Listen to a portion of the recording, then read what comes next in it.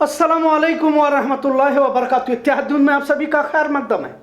रोजाना नई खबर के साथ एक बार फिर आपके सामने फहरिस्त तवील होती जा रही है। हिजाब, झटका, हलाल अजान के बाद आज नया ऐलान फिरका परस्तों की जानिब से किया गया कि अब फल फ्रूट बाजार में जो मुसलमानों की पकड़ है, फल फ्रूट बाजार पर जो मुसलमानों की पकड़ है, इसे निशाना बनाते हुए ऐलान किया गया कि मुसलमानों से किसी तरह का फल फ्रूट खरीदा न जाए। खैर, इस तरह का ऐलान पहले भी हो चुका है और खासकर गणेश, दिवाली, दशहरा जब भी आता है तो हिंदुत्ववादियों की जानिब से खास ऐलान किया जाता है कि उन ठेलों से ही खरीदा जाए जिन ठेलों पर भगवा परचम लगाया हुआ होता है। पहले ऐसे ऐलानात पर ज्यादातर तवज्जो नहीं दी जाती थी, लेकिन अब इसका असर भी देखा जा रहा है। अब मुल्क में लोकतंत्र, जमहूरियत, संविधान कितना मायने रखता है अलग से बोलने की जरूरत नहीं है। धीरे धीरे उठने वाली आवाजें भी अब कहीं तो कमजोर होती जा रही है। एक और बात का जिक्र आज करना जरूरी होगा कि पत्रकारिता या सहाफत इस आईने हिंद का चौथा सुतून कहा जाता है। अब क्या चौथा और क्या पांचवा, तमाम सुतून ही इस संविधान के गिरते हुए देखे जा रहे।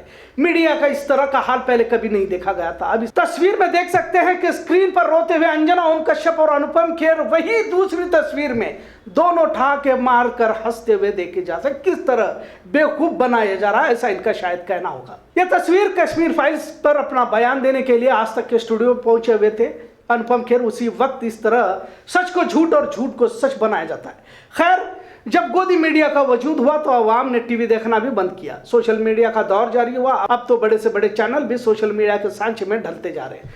गोदी मीडिया मौजूदा हुकूमत के इशारों पर किस तरह नैरेटिव चलाती है, इसका एहसास रोजाना हमें होता रहता है। अब मैंगो जिहाद, मतलब आम के सीजन में आम सिर्फ हिंदुओं से ही खरीदा जाए। इसी तरह लैंड जिहाद, यूपीएससी जिहाद, लव जिहाद, एजुकेशन जिहाद, पता नहीं क्या क्या जिहाद, मतलब हर मामले को जिहाद लफ्ज जोड़ने से मुसलमानों के खिलाफ होने की बात समझी जाए। जो भी सत्ता से सवाल या सत्ता के खिलाफ बयान देने की जुर्रत करता है उसे आजमाइश के रास्ते से गुजरना पड़ता है। ईडी, आईटी, पुलिस मुकदमों से गुजरना पड़ता है और अक्सर इस रास्ते में लोग थक कर पीछे हट जाते हैं। लेकिन कुछ लोग ऐसे सख्त दौर में भी अपना काम कर रहे हैं, अपनी जिम्मेदारी निभा रहे हैं, लेकिन परेशानियां कम नहीं हो रही। इसी की कड़ी को और आगे बढ़ाते हुए भाजपा के खिलाफ एक पत्रकार ने रिपोर्ट बनाई तो इसे नंगा कर थाने में बिठाया गया और थाने में नंगा कर घुमाया गया। अब इसे क्या कहा जाए?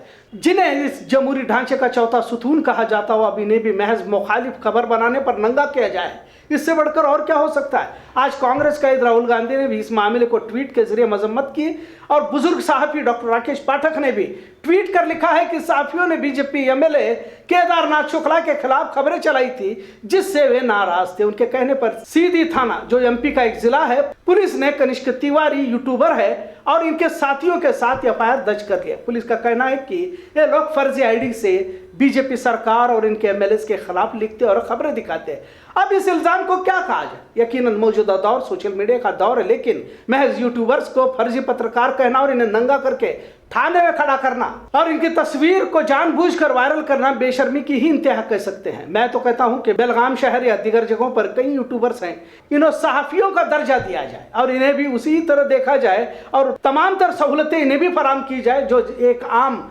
जर्नलिस्ट को, एक सहाफी को दी जाती है। जिस तरह अखबार और बड़े न्यूज चैनलों को देखा जाता है, इसी तरह इन्हें भी देखा जाए। खैर, जिस तरह सहाफियों को नंगा किया गया, एक तरह से हुकूमत इख्तिदार के नशे में सरकार संविधान के तमाम दायरों को पामाल कर दिया। खासकर अगर भाजपा और इनके नेताओं के खिलाफ सच बोलने वालों को हिरासा किया जाता है। इस तस्वीर में कनिष्क तिवारी को देख सकते हैं, जिनके यूट्यूब सब्सक्राइबर 1.25 लाख से भी ज्यादा बताए जाते हैं। न्यूज नेशन के लिए भी पत्रकारिता करते हैं, पर सत्ता से सवाल करोगे तो इस तरह नंगा किया जाएगा। यही पैगाम शायद भाजपा एमएलए केदारनाथ शुक्ला ने मुल्क की सतह पर देने की कोशिश की है।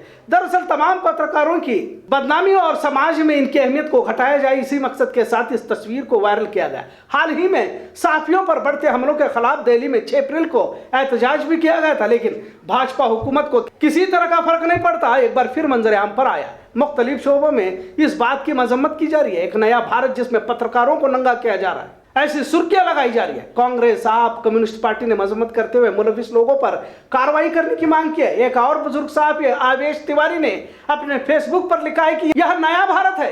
यह लोग जो थाने में अधनंगे होकर खड़े, यह सब सहाफी यानी पत्रकार है। इनमें सबसे बाएं खड़े कनिष्क तिवारी के यूट्यूब चैनल के 1.25 लाख सब्सक्राइबर है। अब इन्होंने गलती यह कर दी है कि पहले मध्य प्रदेश की भाजपा सरकार में भाजपा के ही एमएलए केदारनाथ शुक्ला के खिलाफ खबर लिखी थी और अब शुक्ला के कहने पर सीधी पुलिस ने यानी सीधी पुलिस थाने के अफसर ने कनिष्क और उनके साथियों के खिलाफ एफआईआर भी दर्ज कर दिया है। जब कनिष्क और उनके साथियों ने पुलिस से पूछा कि हमारा कसूर क्या है, तो उनसे कहा गया कि फर्जी आईडी से आप लोग भाजपा सरकार और बीजेपी एमएलए नेताओं के खिलाफ लिखते हैं और बोलते हैं, मतलब इनके खिलाफ बोलना जुर्म है। अब हम सबको नए भारत को समझने की जरूरत है। जब पत्रकारों सहाफियों को ही भाजपा हुकूमत बख्शने को तैयार नहीं, तो फिर आम आवाम की क्या मजाल।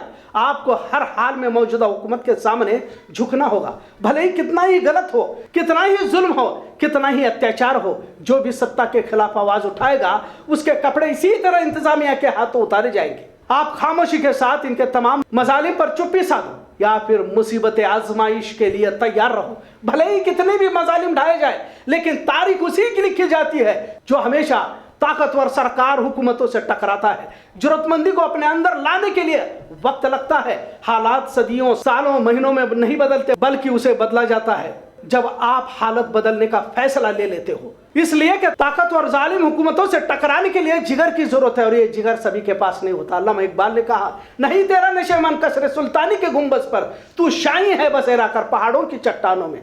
खुदा ने आज तक उस कौम की हालत नहीं बदली जिस कौम को ना हो जिसको ख्याल आप अपनी हालत के बदलने का। वैसे हमने पहले भी कहा है कि रोजाना एक तमाशा देखने को मिल रहा है। सभी अपने आप को सेक्युलर, इल्मी, दानिश्वर कहने वाले खामोश बैठे। इसे इंतहा नहीं तो और क्या कहा जाए। इस मंजर को देखने के बाद अफसोस होता है कि आखिर इस मुल्क का मुस्तकबिल क्या। महाराष्ट्र में राज ठाकरे ने अजान के बदले में हनुमान चालीसा का ऐलान किया, अब उस पर अमल भी किया जा रहा है। अफसोस और गुस्सा भी आता है कि आखिर मुसलमानों से इतनी नफरत कहां से लाते हैं। क्या इस मुल्क की इंतहा इसी नफरत पर होगी। इस वीडियो को देखिए आप गौर से। अजान जारी है और बाहर भगवा परचम लिए हनुमान चालीसा पढ़ा जा रहा है। वाकई इस तस्वीर ने झंझोड़ कर रख दिया है। अब इसी नफरत के साथ ये मुल्क चलता रहेगा। इसी नफरत के साथ आने वाली नस्ल भी नफरत का ही सबक सीख लेगी और यही सिखाते रहना क्या किसी तहजीब याफ्ता माशरे का काम है। बोलो कि अजान के वक्त इस तरह मस्जिदों के सामने हंगामा करना। और कहाँ है पुलिस इंतजामिया। आखिर इन्हें आने से पहले गिरफ्तार क्यों नहीं किया जाता। खैर इतना तो जरूर है कि इस मुल्क में धर्म के नाम पर जो भी हो रहा है ठीक नहीं है और तमाम सरहदें अब पार होती जा रही है। बस इतना जरूर कह सकते हैं कि देश खतरे में है, देश का अमन खतरे में है और देश का संविधान भी खतरे में है। इत्तेहाद न्यूज़ देखने के लिए शुक्रिया। अल्लाह हाफिज।